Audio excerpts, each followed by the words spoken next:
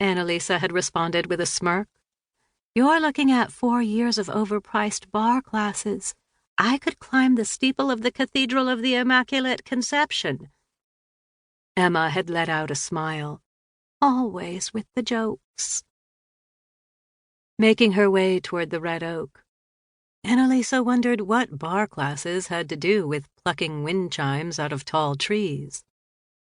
She extended the ladder and locked it into place, then leaned it up against the branch.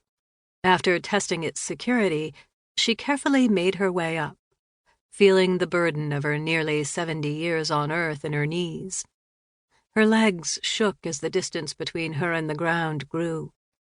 She forced herself to take a breath as she finally reached the hook of the wind chimes and attempted to pry it from the branch. Though she should have been focused on her balance or her mission, in actuality, she was thinking that if someone was secretly filming this absurdity, she'd be the laughingstock of YouTube, might even break the internet.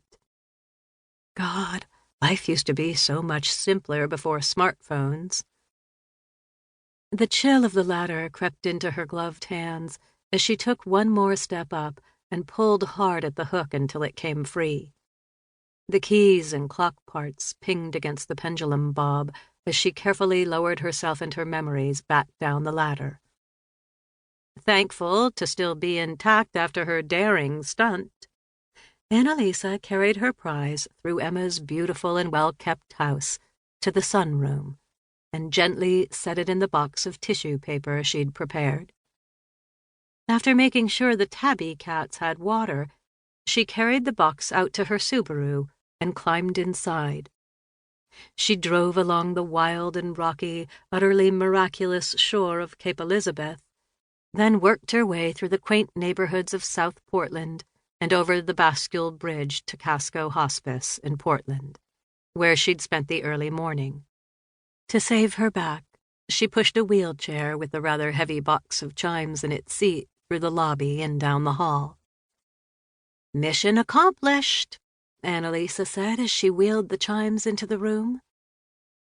Emma, wan and obviously hurting, cracked a smile with her chapped lips and muttered a thanks. She wheezed as she drew oxygen from the cannula resting against her nose. "Did you have much trouble?" Each word seemed painful to discharge. She had aged tremendously in the last year, and the skin of her face hung loose and pale. Annalisa thought it overwhelmingly sad and strange to watch a woman 4 years younger than she deteriorate in such rapid fashion. Glancing through the 2 neighboring windows into the December morning, Annalisa wished there were a way to open them, despite the cold. A little fresh air might do wonders for this place. "I don't know if the chimes will make much noise once they're up, but at least they'll put some good energy into the air." Both women knew well the power of the chimes resting inside the box. Annalisa looked at the desk with the white phone and box of Kleenex on it, and to the cheap print of a bunch of lemons with their bright green leaves framed above the bed. The tropical image was wrong in so many ways, so un-Maine. It was a lifeless room that no amount of color could resuscitate. Not the white walls or the light blue bedspread or the many flowers springing from vases, sent from the veterans Emma had helped over the years as a counselor. After disappearing to the West Coast, Emma had spent 2 years in Marrakesh as a Peace Corps volunteer. Upon her return, she'd become a certified counselor. For more than 30 years, up until she'd become sick, she'd worked with veterans, mostly Vietnam vets, to help them escape their nightmares. Knowing she couldn't help her brother, she'd chosen to help other warriors like him. If the amount of flowers sent to this room by her former clients was any indication, Emma had saved many lives.